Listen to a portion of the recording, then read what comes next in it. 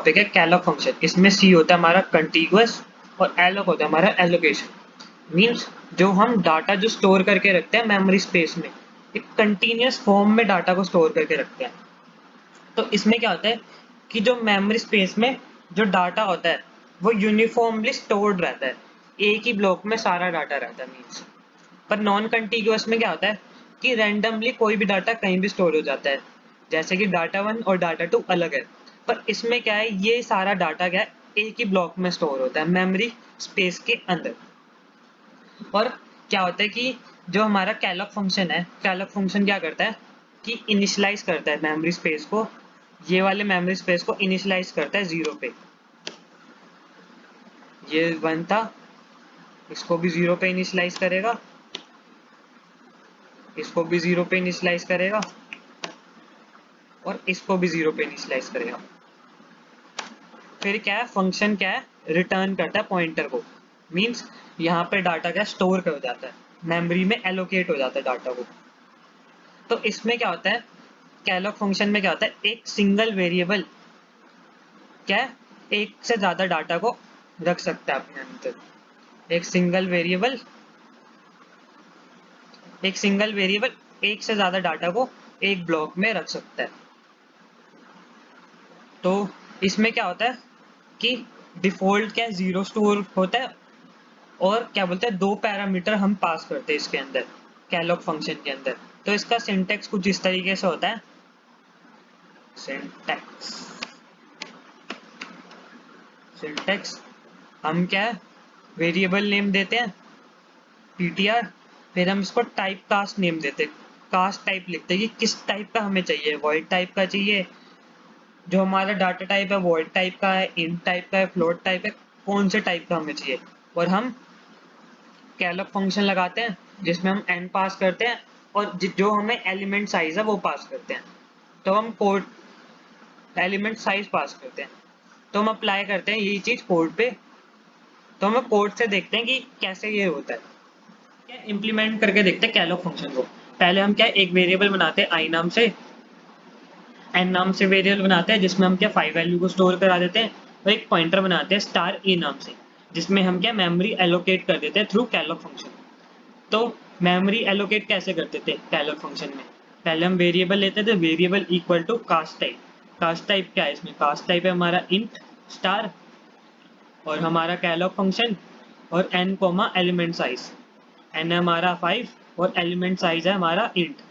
तो 5 into 4, 4 that is 20 bytes of memory क्या ए को एलोकेट हो जाएगी, जो पॉइंटर है हमारा वो 20 बाइट्स ऑफ मेमोरी को एक्वायर कर लेगा। तो अब हम चलते हैं फॉर लूप में, जिसमें हम क्या वैल्यूज को स्टोर करा के देखेंगे फिर प्रिंट कराएंगे ए में। ए में क्या जो हमने 20 बाइट्स ऑफ मेमोरी लिया है, इसमें क्या वैल्यू को स्टोर कराते हैं फॉर लूप से। तो फॉर लूप लिया I equal to 0, I is less than N, and I plus plus.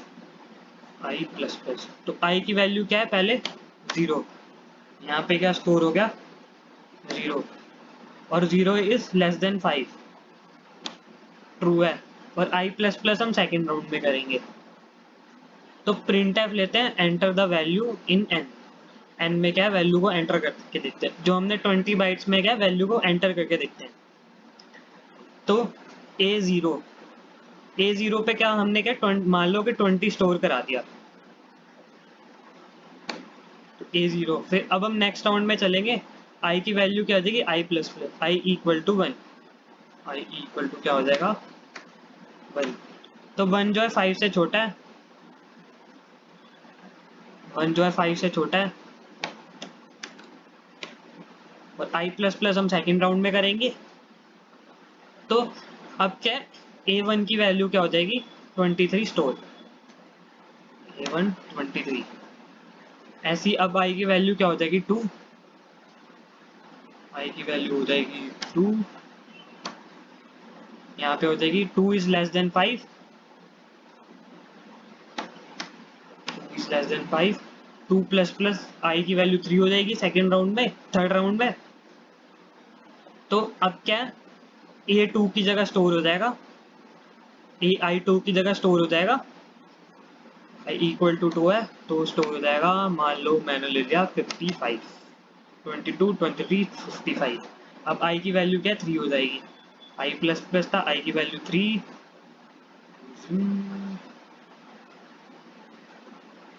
I की वैल्यू 3, 3 जो है लेस देन 5 है, प्लस प्लस 4 हो जाएगा, तो A3 स्टोर हो जाएगा यहाँ पे। A3 आई की वैल्यू क्या है, 3, तो ये हो जाएगा स्टोर, मान लो ले लेते हैं 49। फिर आई की वैल्यू क्या, 4 ले लेते हैं, की वैल्यू 4 ले लेते हैं, 4 जो है 5 से छोटा है, और यहीं पे क्या खत्म हो जाएगा क्योंकि इक्वल टू नहीं है, 4 is less than 5, equal to नहीं है तो ये लूप यहीं पे टर्मिनेट हो जाएगा। तो इधर हम स्टोर करा लेते हैं A4 में, क्या स्टोर कराएं,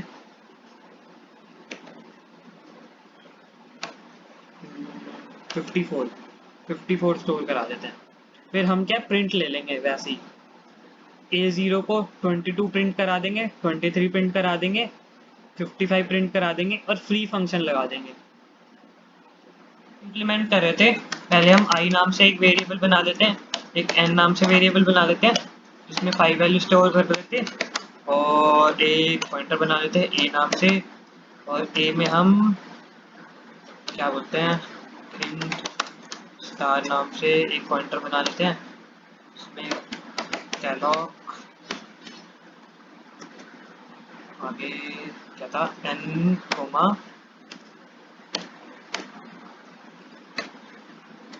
साइज ऑफ इंट, फिर फॉर लूप लगाते हैं, I is equal to 0, I is less than n, I plus plus, और प्रिंट लेते हैं, प्रिंट टैब,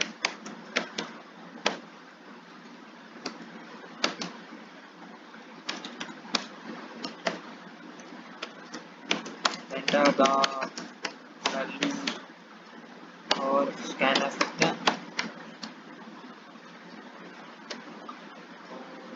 परसेंटेज बी %, ये वाला जो हमने ए वेरिएबल लिए इसको हम एरे बना देते हैं आई, फिर से फोर लूप लगाते हैं, for it is equal to 0, इतनी मेहनत क्यों करनी,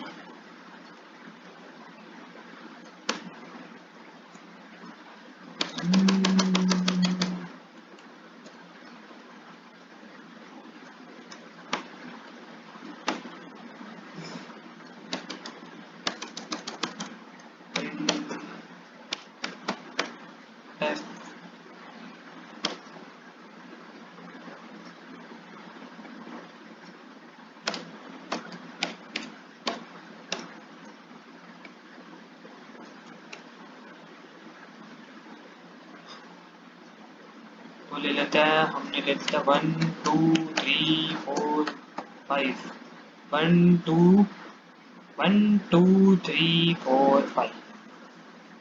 रीअलोक क्या होता है, रीसाइज करना मेमोरी ब्लॉक को या फिर मॉडिफाई करना मेमोरी ब्लॉक को, इसको हम क्या बोलते हैं, रीअलोक। तो इसका सिंटैक्स होता है कि जो हमने पुराने वाला पॉइंटर बनाया है उसमें हम क्या रीएलोकेट कर देते हैं मेमोरी को, जैसे कैलॉक होता था कि हम क्या मेमोरी को असाइन करते थे, इसमें क्या है जो हमने असाइन मेमोरी है उसको ही मॉडिफाई कर देते हैं। तो मान लो ptr नाम से हमने एक वेरिएबल बनाया, उसमें इक्वल टू रीअलोक लिखेंगे, और जो हमारा पॉइंटर वेरिएबल है ये वाला, और न्यू साइज जोन सा हमें साइज चाहिए वो हम लिखेंगे, या फिर हम क्या एन इंटू साइज ऑफ जोन सा डाटा टाइप है, जिस टाइप का हमारा डाटा टाइप है वो डाटा टाइप इसमें असाइन कर देंगे यहाँ पे। तो मान लो कि 20 बाइट्स क्या असाइन थी ptr में यूजिंग कैलॉग फंक्शन, 20 बाइट्स थी कैलॉग फंक्शन से असाइन। अब मान लो प्रोग्रामर को चाहिए 40 बाइट्स ऑफ मेमोरी, तो वो क्या करेगा, वो रीएलोक फंक्शन का कॉल कर देगा। रीएलोक फंक्शन क्या करेगा, जो हमारा पॉइंटर है, उसमें क्या है, इक्वल टू रीएलोक फंक्शन, और जो है दो आर्गुमेंट पास कर देगा। दो आर्गुमेंट में क्या है, जो पॉइंटर है, और एन क्या है हमारा 10 इंटू साइज ऑफ इंट।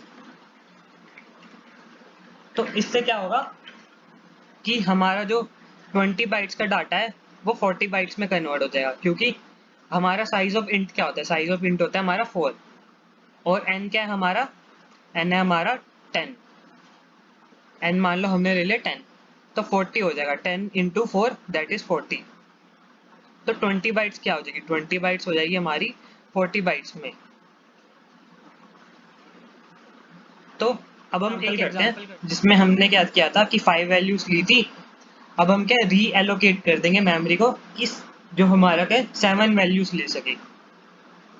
तो एन ले लिया हमने 5, और एक पॉइंटर बनाया ptr नाम से, जो कि पॉइंट करेगा मेमोरी लोकेशन को, और i नाम से एक वेरिएबल बनाया, और n को हमने प्रिंट ले लिया, और हमने क्या ptr में स्टोर करा दिया, क्या बोलते हैं, 20 बाइट स्टोर करा दी यूजिंग कैलॉग फंक्शन।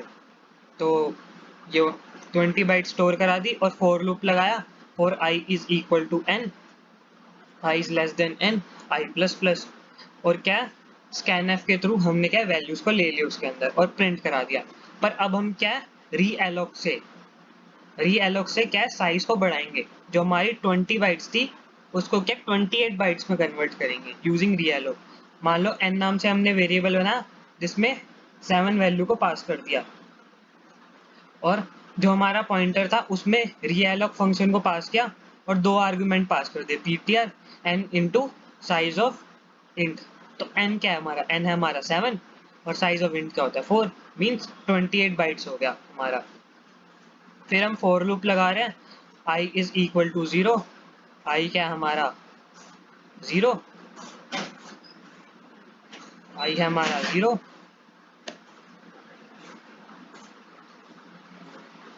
i है हमारा 0, 0 less than 7, i plus plus, I plus plus second round में क्या हो जाएगा 1। तो यहाँ पे हम क्या डाटा को ले लेंगे, वैसे ही क्या 7 वैल्यूज तक इंटरप्रेट हो जाएगा ये कोड, और फिर प्रिंट ले लेंगे हम, और उसके बाद क्या हम फ्री फंक्शन लगा देंगे कि जो हमने जो वैल्यूज लिए वो फ्री हो जाए डाटा से, ताकि हम क्या और यूज कर सके। फिर कोड बनाते हैं CODLOG, इसमें क्या है हम पॉइंटर बनाते हैं इन स्टार ptr i नाम से एक वेरिएबल बनाते हैं, और n नाम से एक वेरिएबल बनाते हैं जिसमें हम 5 वैल्यू को पास कर देते हैं। फिर हम क्या प्रिंट ले लेते हैं, number of element is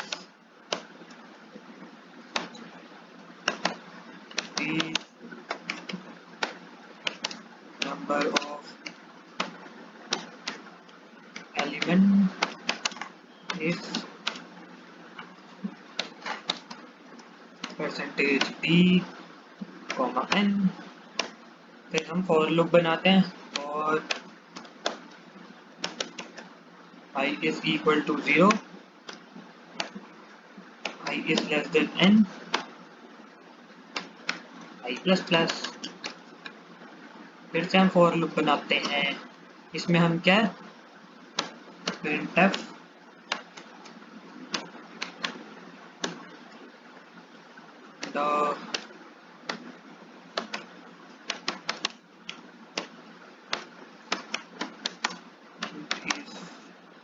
the element is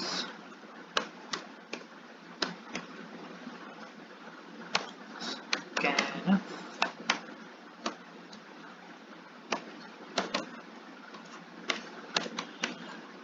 percentage d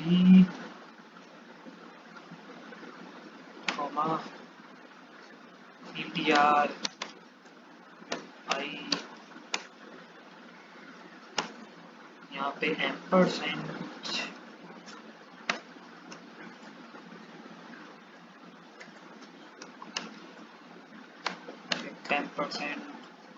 फिर हम फॉर लूप लगाएंगे for is equal to 0, I is less than n, I plus plus. फिर हम प्रिंट एफ लेंगे, जोन जोन से हमने एलिमेंट लिया है वो हम प्रिंट करा देंगे। The element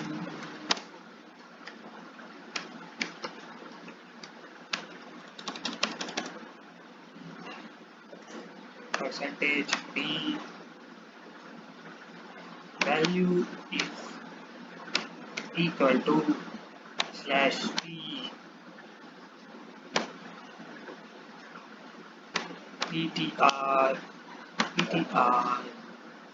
I. फिर अब हम क्या रीएलॉक फंक्शन से हम क्या जो हमारी एलिमेंट्स है उनको इंक्रीज करते हैं। मान लिया कि अब हम क्या n की वैल्यू 7 ले लेते हैं, तो हम क्या ptr में हम लेंगे रीएलॉक। यहाँ पे तो मेमोरी एलोकेट ही नहीं की ऊपर, फिर हम क्या है ptr लेंगे, मेमोरी को एलोकेट करेंगे। ptr आगे is equal to int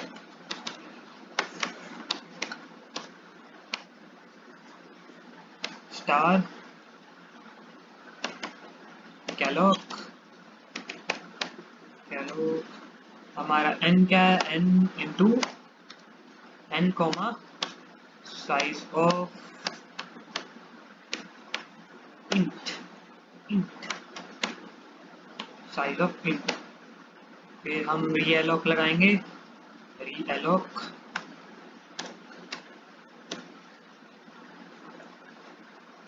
n comma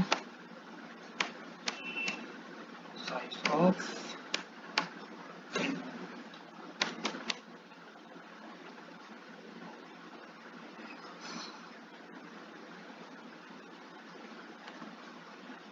copy paste reallocate n into size of int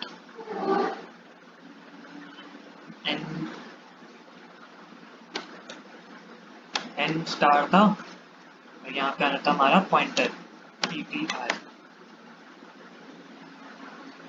सही है कहीं कोड गड़बड़ नहीं है। स्टैंडर्ड लाइब्रेरी फंक्शन इंक्लूड नहीं किया, std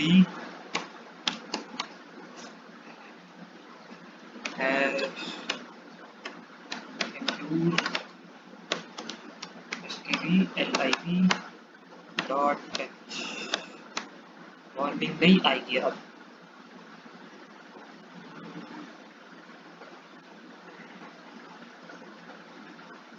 1 2 3 4 5 1 2 3 4 5 9 8 7 4 7 6 7 9 8 7 4 5 6 5। तो हमारा अगला टॉपिक है फ्री फंक्शन। फ्री फंक्शन क्या करता है? फ्री फंक्शन करता है कि ये डी एलोकेट करता है मेमोरी को। डी एलोकेट करने का मीन्स ये फ्री करता है मेमोरी को फॉर अदर यूज। तो मान लो कि 1000 बाइट्स ऑफ मेमोरी के असाइन किया हमने कैलॉग फंक्शन का यूज करके और रीएलॉक फंक्शन का यूज करके। जब कभी भी फ्री कॉल आएगी तो ये 1000 बाइट्स जो है 0 बाइट्स पे शिफ्ट हो जाएगी। तो हम क्या फ्री करते हैं, फ्री फंक्शन कॉल करते हैं, फ्री नाम से हम फ्री फंक्शन का कॉल करते हैं और पॉइंटर वेरिएबल जो हमने बनाया वो एज अ आर्ग्यूमेंट हम पास कर देते हैं। तो इसमें क्या मान लो कि हमने कैलॉग फंक्शन का यूज करके 20 बाइट्स असाइन किए, तो जब कभी फ्री फंक्शन की कॉल आएगी तो क्या होगा कि हमारे जितने भी बाइट्स है वो क्या है डस्टबिन में चले जाएगी, मीन्स डिलीट हो जाएगी। तो मान लो मैंने 2 पॉइंटर बनाए, पॉइंटर ptr नाम से और पॉइंटर और दूसरा पॉइंटर बनाया ptr1 नाम से, और n नाम से एक वेरिएबल बनाया जिसमें 5 वैल्यू पास की, i नाम से एक वेरिएबल बनाया और पॉइंटर में क्या 20 बाइट्स मैलोक फंक्शन के थ्रू असाइन कर दी और कैलॉग फंक्शन के थ्रू असाइन कर दी। फिर उसके बाद चेक किया कि नल पॉइंटर है या नहीं है।